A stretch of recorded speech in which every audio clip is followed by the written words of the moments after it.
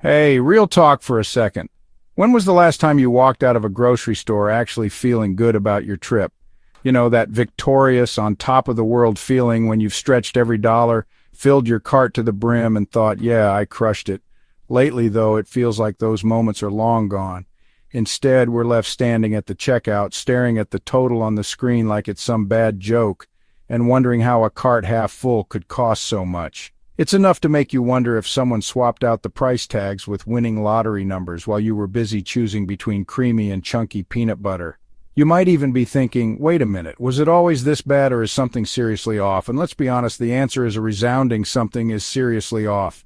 It's like the whole grocery shopping experience took a wrong turn and ended up in the upside down, only instead of demogorgons, we've got soaring prices and empty shelves. If your grocery bill is skyrocketing, your pantry still looks like it's on a diet, and you're questioning every item in your cart, you're not alone. There's a big shift happening in the way people shop for food, and stores like Walmart, once the go-to for saving money, are starting to lose their grip on loyal shoppers. What's really going on here? Why are so many people rethinking where they buy their groceries? Stick around because we're about to break it all down.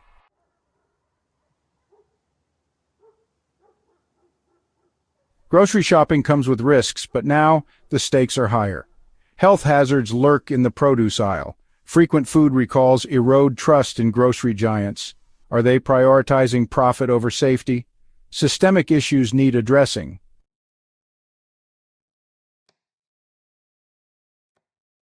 Remember when apple juice was just a wholesome drink for kids? Alarming reports reveal high levels of arsenic in popular apple juice brands. We're talking about inorganic arsenic, a naturally occurring element. Prolonged exposure can lead to serious health problems, so next time you're in the juice aisle, think twice.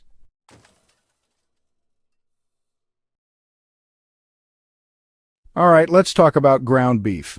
It's a staple in many households, a versatile ingredient that can be transformed into everything from juicy burgers to comforting spaghetti bolognese. But behind this seemingly innocuous ingredient lurks a hidden danger: E. coli. We're talking about the nasty strain of E. coli that can cause severe food poisoning. Symptoms include bloody diarrhea, stomach cramps, and even kidney failure. E. coli contamination can occur at any point in the supply chain. Even if you cook it thoroughly, there's still a risk. Numerous E. coli outbreaks have been linked to ground beef. Last year, over 120,000 pounds were recalled. That's enough beef to make a meatloaf the size of a small car. Remember, you're playing a high-stakes game of bacterial roulette, and the odds, my friends, are not in your favor.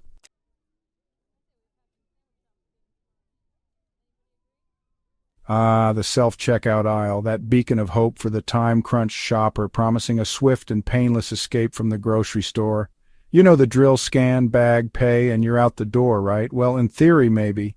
But in reality, the self-checkout experience often feels more like a dystopian nightmare where you're trapped in a never-ending loop of beeping, error messages, and unexpected item in the bagging area. You see, the allure of the self-checkout is a cruel mistress. She whispers sweet nothings in your ear, promising efficiency and control. But in reality, she's a fickle temptress who delights in watching you struggle with barcode scanners, unresponsive touchscreens, and that one bagging area that never seems to weigh your items correctly. You end up contorting yourself into impossible positions, trying to appease the digital overlords who control the checkout process, all while a line of increasingly impatient shoppers forms behind you. It's enough to make you long for the days of human interaction, when a friendly cashier would ring up your groceries, engage in some light banter about the weather, and maybe even offer to help you carry your bags to the car. But alas, those days are fading faster than the memory of what it feels like to leave a grocery store without feeling completely drained. The self-checkout lane, my friends, is a prime example of technology promising to make our lives easier, but instead delivering a fresh hell of frustration and inefficiency. It's a cautionary tale for the digital age, reminding us that progress isn't always as straightforward as it seems.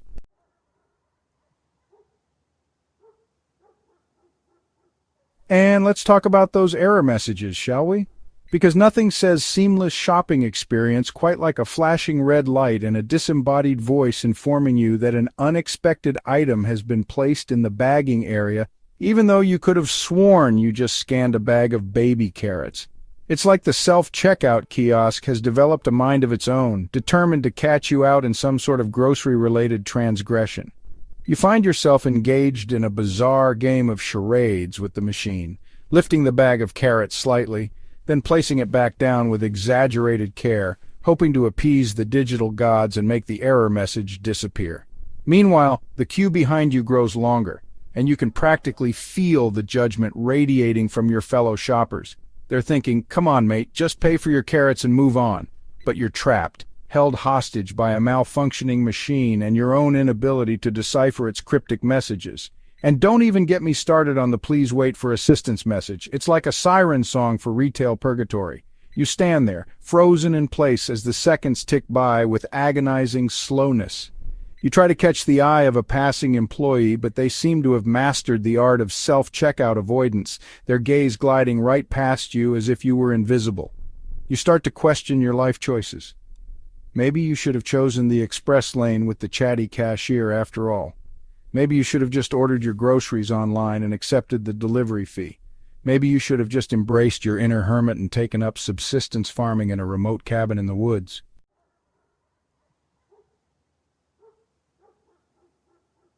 Now, you might be thinking, "John, you're being a bit dramatic. It's just self-checkout, not open-heart surgery." And to that, I say, fair point. But here's the thing. The self-checkout experience wouldn't be so frustrating if it actually lived up to its promise of efficiency.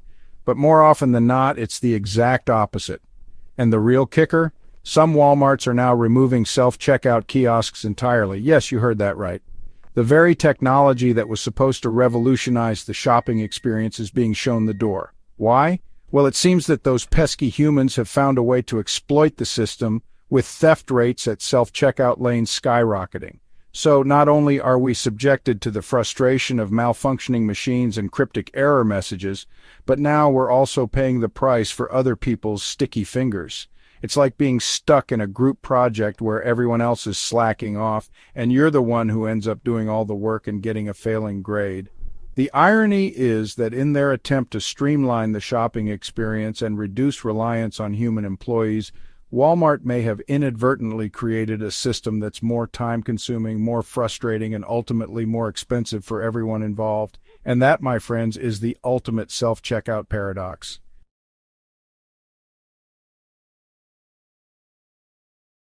Okay, we've talked about the potential for food poisoning at Walmart, the existential dread of their self-checkout, but let's get to something that truly impacts all of us, our wallets. Because, friends, Walmart, the land of always low prices, has seemingly forgotten the always part of that slogan. It's more like occasionally low prices, sometimes high prices, and occasionally just straight-up ridiculous prices. Remember when a dozen eggs used to cost less than a gallon of gasoline? Well, thanks to avian flu and good old-fashioned corporate greed, those days are gone. And Walmart, despite its pledges to save you money, isn't exactly rushing to shield you from the price hikes. They're too busy using those egg cartons to build a golden throne in the Walmart heirs' Scrooge McDuck money vault. Now, I understand that inflation is a real thing. It's not some mythical beast that only exists to make your life harder.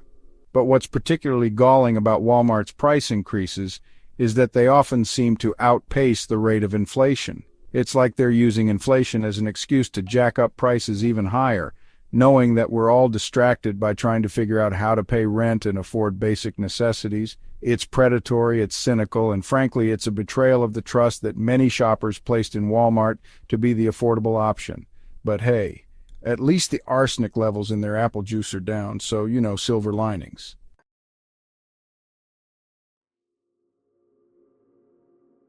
If you thought the outright price increases were bad, buckle up, because it gets sneakier. Remember that time you bought a bag of chips only to find out that the bag was half full of air and the other half contained about 6 chips? Yeah, that's shrinkflation, baby. And Walmart is a master of this dark art. See, shrinkflation is the corporate equivalent of a magician's sleight of hand. They make the product smaller, often imperceptibly so, while keeping the price the same or even increasing it slightly. It's like they think we won't notice that our favorite box of cereal now contains enough to feed a family of ants for a week. And the worst part is, they try to disguise it as innovation. New, improved packaging, they'll trumpet. Now with 20% less product, it's enough to make you want to scream into the void or at least into the empty space in your bag of chips. Look, I get it. Times are tough for everyone, even multinational corporations. But when you build your entire brand on being the low-price leader, you don't get to just abandon that promise when it's no longer convenient. That's not how trust works, Walmart. That's how you end up alienating your customer base and sending them fleeing to your competitors.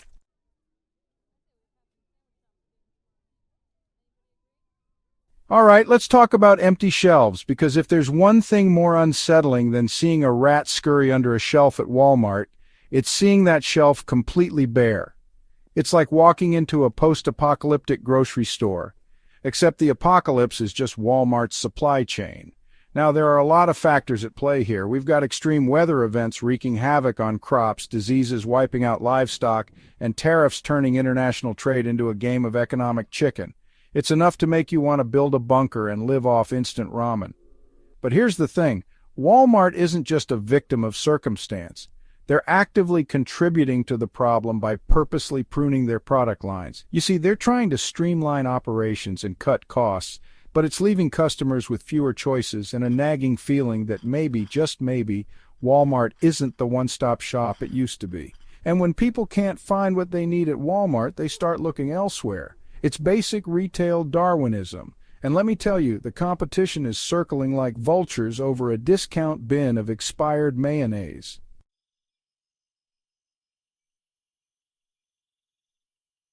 Now, I'm not a logistics expert, but I've watched enough documentaries to know that supply chains are complicated. It's like a giant game of Tetris, except the pieces are constantly changing shape. And if you lose, you end up with a warehouse full of unsold garden gnomes. But Walmart, with its massive size and global reach, should be better equipped to handle these disruptions than most. They're like the Beyoncé of retail. They should be able to snap their fingers and make anything appear on a shelf. Yet here we are, staring at empty shelves like we're waiting for the cable guy to show up. And it's not just a few random items either. We're talking essentials, food, cleaning supplies, the things people actually need. It's almost as if Walmart is using these empty shelves as a way to condition us, like some sort of retail Pavlov's dog experiment. They want us to associate their stores with scarcity, so when we do see a fully stocked shelf, we'll rush over and buy everything in sight like it's the last can of cranberry sauce on earth.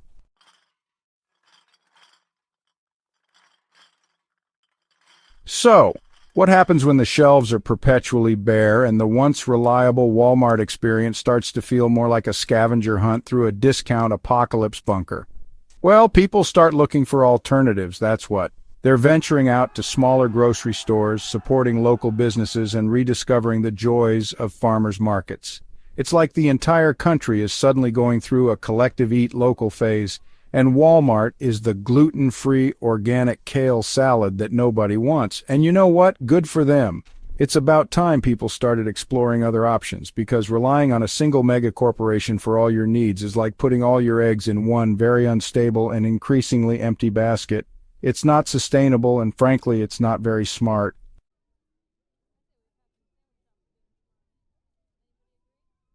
Okay, so Walmart's shelves are looking a bit sparse. But fear not, dear viewers, because this is where things get interesting. You see, faced with the prospect of a future where their favorite brand of mayonnaise might not be readily available, people are taking matters into their own hands. They're becoming preppers. Not the kind who are building underground bunkers and stockpiling weapons, but the kind who are embracing self-sufficiency and taking control of their own supply chains. They're like the responsible, grocery-oriented cousins of doomsday preppers. We're talking about stocking up on essentials, planting victory gardens, or at least a few tomato plants on the balcony, and maybe even investing in a backyard chicken coop. Okay, maybe not the chickens, but you get the idea. It's a fascinating shift in mindset. People are realizing that relying solely on a giant corporation like Walmart might not be the most secure or sustainable way to live, and honestly, it's about time.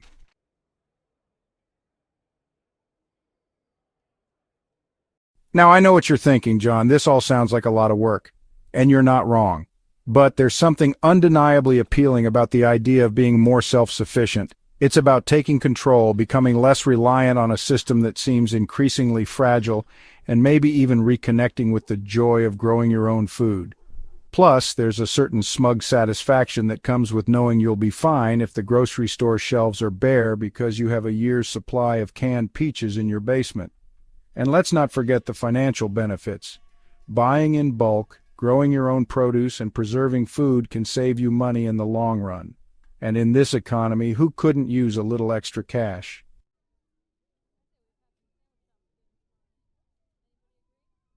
This newfound focus on preparedness is a direct response to the shortcomings of big-box stores like Walmart. It's a quiet rebellion against a system that seems increasingly designed to prioritize profit over people. People are realizing that there are other ways to get the things they need, whether it's through community-supported agriculture programs, local farmers markets, or simply by being a little more resourceful. And as more people embrace this shift towards self-sufficiency, Walmart's dominance in the grocery market is being challenged. It's a slow burn, to be sure, but the embers are glowing brighter with each empty shelf and frustrated shopper.